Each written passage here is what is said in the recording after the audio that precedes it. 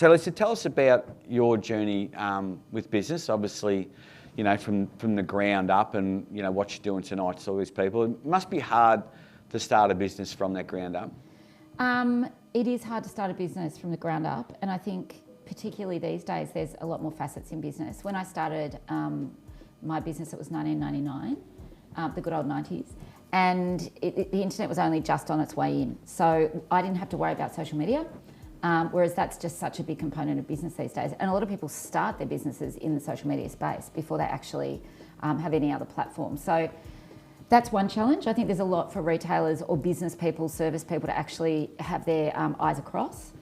And I think the thing is as well, these days, obviously competition and the whole online factor. But creativity, you know, reigns supreme, and there are ways around that. So, you know, once you know what it is you want to do, make, deliver, then, you know, you're halfway there. Would you feel as confident now? I suppose it was different because you were young and bold and well at your feet back in the day. Do you think it's harder? It would be harder now to do what you've done than what it was back then, or the other way around? It's interesting actually, because I was confronted with that question in 2021 when I exited the brand that I founded, Gorman brand, and I exited to move on and do different creative things in my life, and I did wonder, actually, I did think about whether or not I wanted to start something fresh and new, which I didn't. I've ended up going to work for another brand to rebrand that brand. So in a way, it's almost like starting a new business, but I had so many people around me for so long that knew so much about the stuff I didn't know anything about, that I kind of wanted to just sort of capitalise on what I was best at. So would I start a business now? If I was 28 years old again, which I was when I first started out, sure, I definitely would.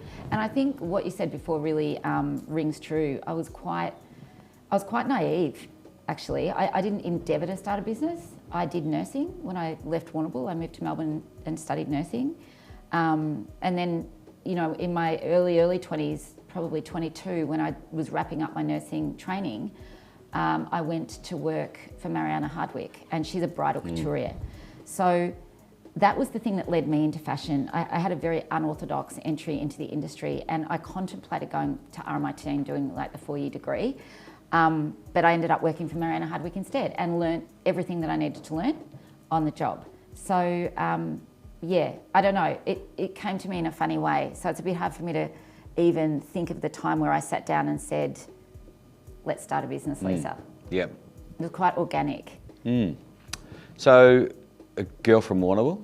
Tell us about, so when did you actually leave here to go and do things like work for Mariana Hardwick? I left Warrnambool in 1990. Yep. Yeah. Reason why? To go nursing? To go nursing. Yep. So I went nursing at the Royal Melbourne. Yep. I was a bit, I didn't really know what I wanted to do. Actually, I did know what I wanted to do. I absolutely wanted to do fashion. And I think it was kind of like a closet fantasy for a long time. I mean, I was very much a creator and a sewer and I was really I worked a lot with my hands. I coloured a lot. I spent Saturdays at the dining table drawing like these whole sort of scenes of kind of gnomes and elves in these otherworldly places. Like, I don't know, like what I was trying to escape from at the age of 15. But no, I had a very good childhood in Warrnambool, but I spent a lot of time like on the craft and art tools. And I remember, thinking about it in Year 9. I had sewing classes in Year 9, and I was thinking about how I wanted to be a designer. And at that time, in the mid-80s, even the careers counsellor, it was so foreign. And I didn't know a designer that had ever come from Warrnambool before. The pathways just weren't clear. Everyone coming out of St Anne's at that time was either doing accountancy or teaching or nursing, pretty much 80% of the people. As you know, because you're a local. Yeah. So I didn't know I didn't know how to get back into that concept. So I went and did nursing, very good career. I worked as a nurse for the next 8 years, kind of just part-time, while I learnt design and worked in fashion. And that really was the thing that allowed me to start my business. I had, the security of a job that I could earn good money on a Saturday and Sunday. I could work for Mariana Hardwick doing a traineeship. 3 days a week. I could do my sewing after hours, and I was making garments for my housemates, and it was all very like, sort of Y2K. Exciting times. Yeah. That naivety mixed with that curiosity and that excitement. So in a way, I found probably what I was always meant to be doing. Yeah. It just took me, I didn't take the orthodox route. Yeah. So growing up, like as a kid of the 80s and 90s, fashion was different. Yeah. At the time, I suppose you don't know what you're in the middle of, but did that inspire you to create, or did you think, I've got to do something better here? Or I was so inspired. Like Yeah. Rage was major inspiration, and I think that was what the equivalent of like TikTok is for kids today. We sat there and we watched music video after music video after music video, and as you know, it started at midnight and went till some hour of the morning until the test pattern came on. Yeah. So I think that really inspired me, and I remember Boy George coming up and just being like, wow, this is just so awesome. And I see it now. I live in Fitzroy. There's a lot of vintage markets around that area. I go to the Rose Street Market on a regular basis, and I can see it all. I see it all coming around, and I love vintage, and it really does resonate with me because that's the era I grew up. It certainly wasn't vintage for us in our time, and I don't think that everything evolves. There was elements of the 80s that were inspired by the 50s, for example, but. Yeah, I think that we lived through a really intense phase of a lot of newness. A lot of technology was coming through. And I think somewhat fashion, it churned so quickly, and it actually churned faster than ever once technology hit, that I think that some people there's some level of comfort in, relating back to a time that may have been kind of slightly less hectic. Yeah.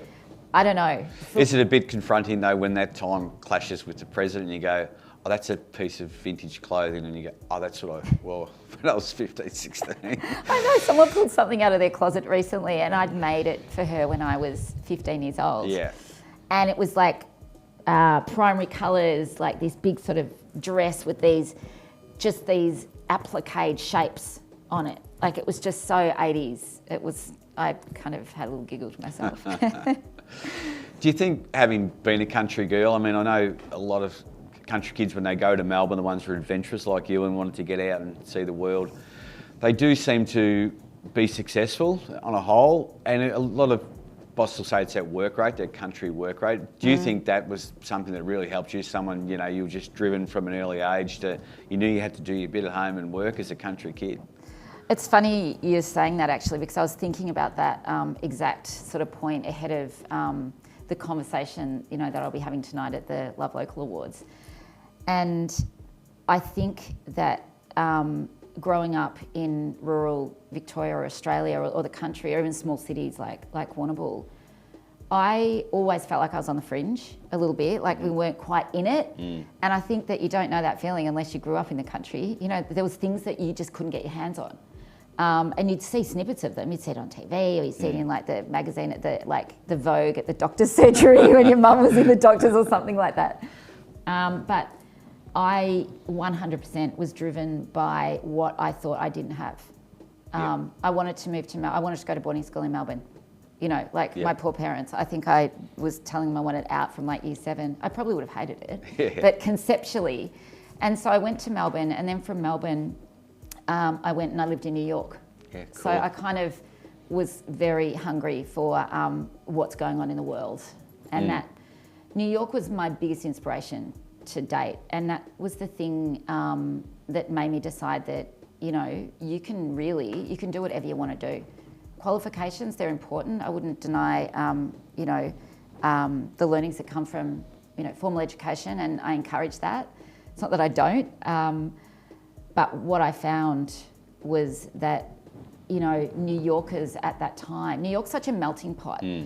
It's more about your attitude than your qualification. And, I was doing like really kind of average jobs. I was, running Starbucks to sets, like, when we're shooting with just still photography and things like that. But that was enough for me. I was happy to be amongst it. And when I came back to Australia, I came back via Japan for a brief time. And I think the combination of that you can do it attitude that I found in New York through to the fashion that I was seeing in Japan, which was really new for me. It's a very particular style, you know, and I was really fond of that. So I think those two things combined at the right time, and I got back into Australia and it was like, on. Ready to go. Just one on New York, because it's an amazing city. It's an amazing city to visit. Does it lose, and I think I know what the answer will be, does it lose any of that just grandness when you're there day in, day out, or is it still amazing? Look, I think I was living in I was in my mid-20s, so every day was amazing. I don't know how I'd feel about it now. You know, obviously it's changed a lot. There's a lot going on over there at the moment. I wouldn't be rushing there, but I hold on to that memory for what it was in that time. And I think, once again, it was a really great time to have been in New York in the mid-90s. Yeah. And what about, you said you're keen to, as an adventurous kid, to get away and have a look. Looking back now, what do you look back fondly about Warrnambool and what was Warrnambool, the culture of Warrnambool growing up? It's obviously you do get a bit fonder when you're looking back at our age now. So, yeah.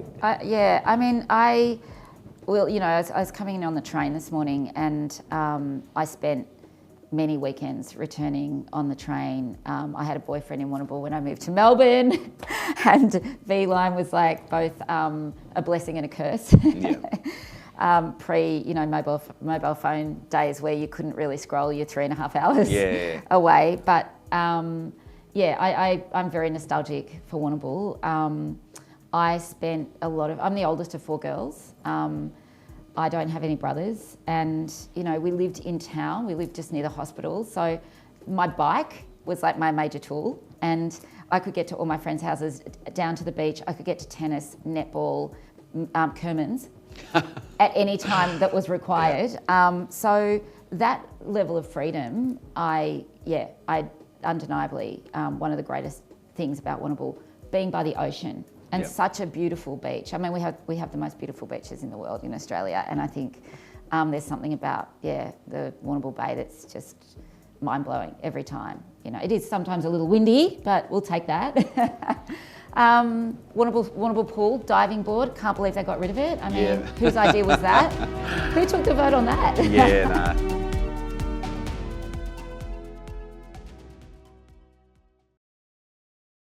B&B Furniture Plus now stock a range of adjustable beds. They have mobility aids to help you live your life to the fullest, and lift chairs for the best in comfort. B&B Furniture Plus is locally owned at 203 Lava Street, Warrnambool. Bell's Garden Centre has the largest range of sand and soil products in the southwest. People choose Bell's because you can't buy experience, and Bell's has plenty. With bulk product delivery available across the southwest, for your next project, it's gotta be Bell's. Coastline Cut and Core is your only concrete cutting and coring specialist in the southwest. Demolition works, renovation modifications, and repairs and maintenance of damaged concrete. Coastline Cut and Core does it all. Contact myself, Harley Higgins, today. DCM Automotive is your local automotive specialist. Based in central Warrnambool, DCM provide a full range of automotive services, from general servicing through to computer diagnostics and fault finding. DCM do it all. Call Daryl today.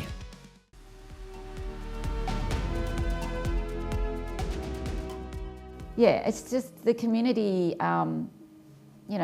just the freedom, I think, that I had as a kid.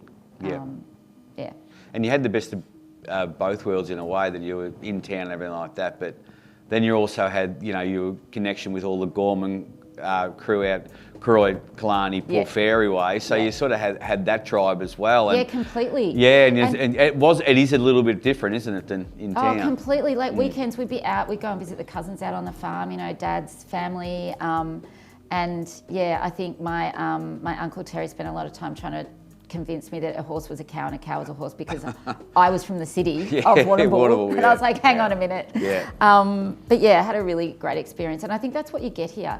I jumped in the car to come here, and I, of course, naturally put my Google Maps on. Of course I know where Fletcher Jones is, but and it said 3 minutes, and I was like, yep, that's right. That's the beauty of being here. So, had the best of both worlds. And you've still got obviously a lot of family here and a lot of cousins all around the place. I do. I've got 2 sisters here and mum's here. Oh, and, yep. Yeah, lots of cousins and still, high school mates kicking around Warrnambool. Yeah, Yep. no, I really love coming home. We're actually all off to Bojangles for dinner tonight, which is another fave. Yeah, nice. What's your Bojangles order? Oh, gosh, you're testing me now. I can't remember. It'll be all brand new for you tonight. I know, right? Yeah, absolutely. Maybe I'm starting to lose it, but Yeah. I mean, I do come back for Christmas as well. Like my children, who were born in Melbourne, and my husband's from rural Victoria, but the other side, he's from Gippsland. So we come to Warrnambool every Christmas, and my kids, they're in their late teens now. And they are like, that is just, there is no stopping that. That is like a given, and it's, routine, and we come to Warrnambool and we hang with the cousins. The youngest is 16. She's the only one that's really not able to kind of go out yet. Well, she did go to the pub last time we were here, but we won't tell anybody that. Under supervision. And so, I really love seeing that. I love to see like that intergenerational, coming together back here in my hometown. Yeah. We stay at Sarah's, we go down to the mouth of the river, we jump in the blue hole. Yeah. We have the best time. All the Warrnambool stuff. Tell you what else we do. It's not a Christmas in Warrnambool without seeing the Monaros at the Flume. Yep, cool, yep. That was Very my good. like cultural moment. Nice. Bit of a music fan, obviously. So what were the memorable albums you got from Capricorn? Obviously, you spent at Capricorn. Capricorn Records, man, that's just a blast from the past.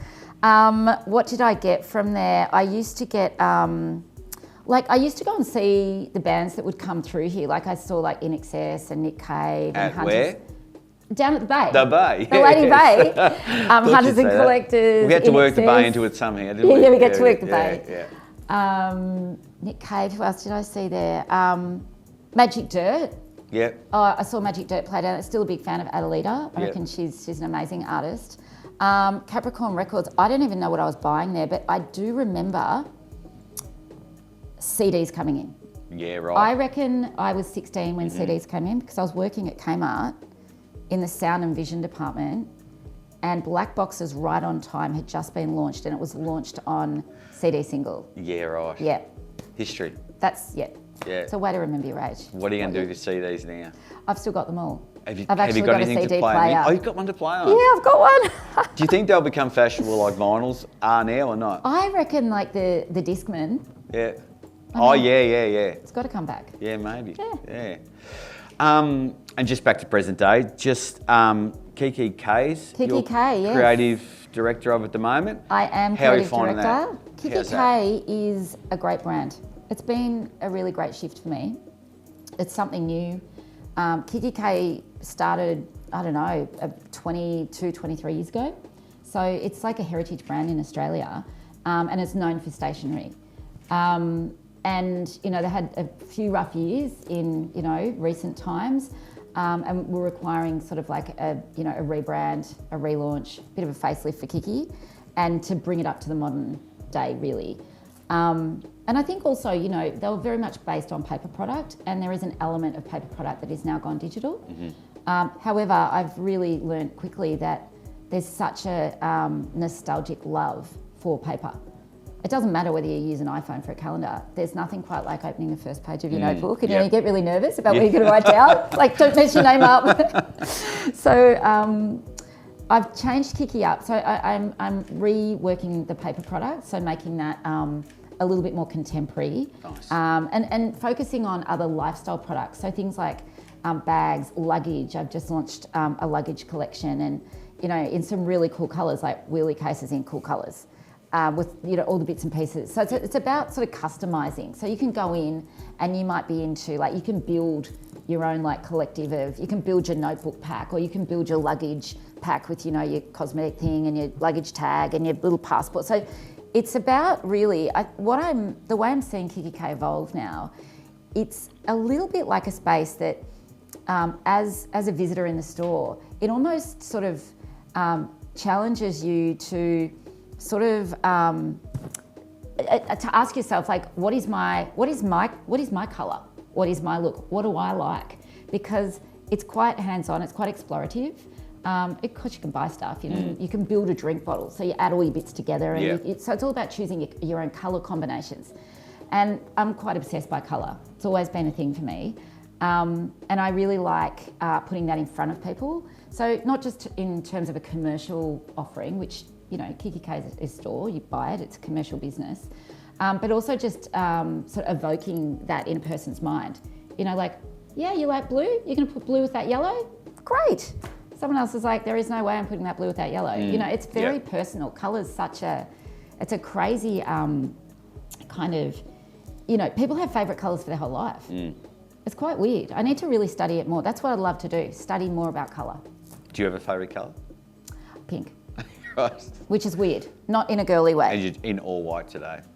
Very weird. I have got. She's talking about colour. I've got a bit of fake snake skin on my shoe down here. Fake snake skin, I say.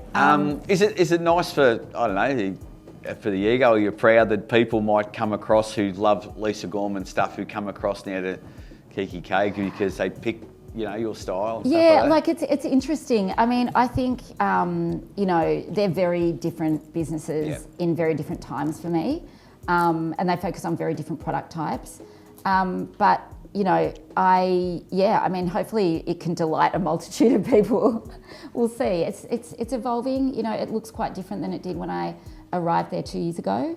And the thing I have a lot of fun with actually is the storytelling around a brand and the marketing like that.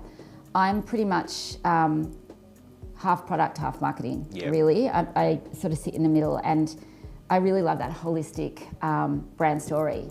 So, I'm having a lot of fun at the moment with storytelling and dialogue and making these little sort of short stories as part of the marketing campaigns, like trying to make things a bit more interesting and different. And I think that goes back to your question around running a business these days. It's like differentiating, it's what are you doing that people aren't doing? I want to make product that we design. I don't want to just buy it off shelves, and rebrand it. So that's kind of what I enjoy doing. Has it become a bit more fun and a bit more relaxed when your name isn't the one on the door, where you can come to work and just spitball a bit more and, go home? I don't know, actually. I think that you're sort of born with a sort of work ethic. And I don't know whether it's because I was under my own name for so long that I can't kind of get it out of me, or whether it's just that, I love what I do for work. It's interesting though, I feel like I can view it sort of more in the third person, which is something that I couldn't do before. So I think that that's a really valuable learning for me, particularly. I mean, it's not, I'm sure I'm only in the early part of my career. Of course you are, we're in chicken jet. I know, 25, right? Yeah, absolutely. So, I think you can learn a lot about, through your work and what you do in your work hours and work time for, the entirety of your career. That's what I hope to do. And that's one thing that I've learned about, now working under a different brand name. Awesome. Well, we're all very proud of you down here and what you've done. And thanks for having a chat to us. It's been great. Thank you for having me on, Anthony.